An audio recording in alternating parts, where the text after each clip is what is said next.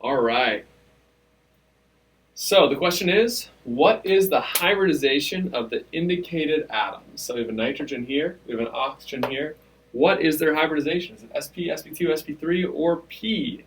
So pause the video, take a minute to answer that for yourself, and then we will go through it together.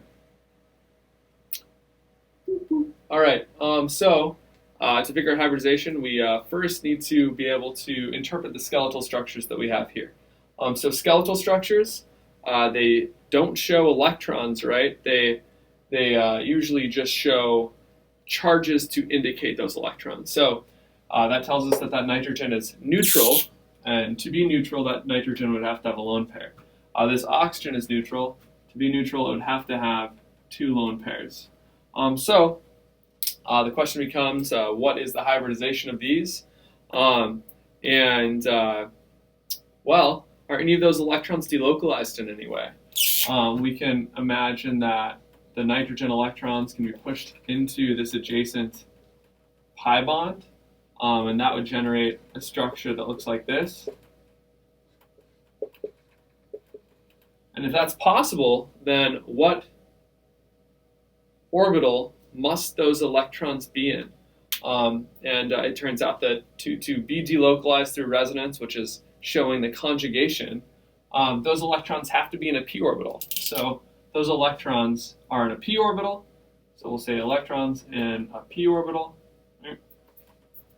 Electrons in a p orbital, which means that this nitrogen has three groups around it, not including the electrons, and it would then be sp2 hybridized. So that nitrogen is sp2 hybridized. What about this oxygen? At first glance, the oxygen looks like it has four groups around it, two lone pairs and two carbons. So using just our first semester logic, our logic from chapter 1, literally way back in chapter 1, we'd say oxygen has four groups, it needs four hybrid orbitals, it's going to be sp3 hybridized.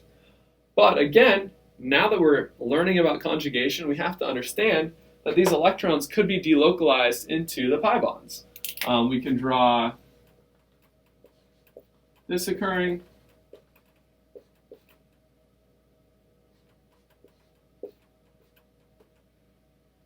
Puts a lone pair here, positive charge on the oxygen. So if we can draw this structure, it must mean that at least one of those lone pairs is in a p orbital. We could theoretically draw more movement of these electrons around, that electron down, putting it over to there. So might as well draw that as well. We can show those going down there, going to that position. So that would give us this here. So that one lone pair is delocalized. This other lone pair, though, is would that one be delocalized? So that's something you have to think about a little bit deeper. So we know that this is this would be the major resonance contributor, right? We have everything with an octet. The electrons are on the most electronegative atom. The electron pairs are both on oxygen, which is more electronegative than the carbons. It's not very stable to have carbons that have negative charges on them. So what is going to happen with this other lone pair? Will it be conjugated?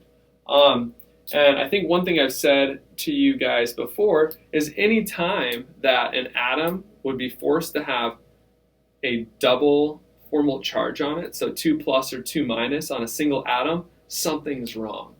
So the only way that this other lone pair could be conjugated would be if it simultaneously moved those up there, which in that case, we'd be looking at this structure. And in that structure, the oxygen has a 2 plus charge on it. We see that negative charges are right next to each other. They'd be repelling each other. This is a super high energy structure. So it turns out that we can't do that. It is not a favorable thing to do. It's good to have some electrons delocalized, but if having both sets of electrons being delocalized would result in multiply charged atoms and negative charges that are right next to each other, it's probably not a good thing to do. So this is not a relevant structure, which means that the oxygen in all the other resonance structures still contains one lone pair. If it has one lone pair, that means that the groups around this oxygen would include one lone pair, a carbon-carbon bond, and another carbon-carbon bond. So essentially that oxygen has three groups. If it has three groups, it has to be sp2 hybridized. So that oxygen is sp2 hybridized. That is how we go through that process. Let me know if there are any questions.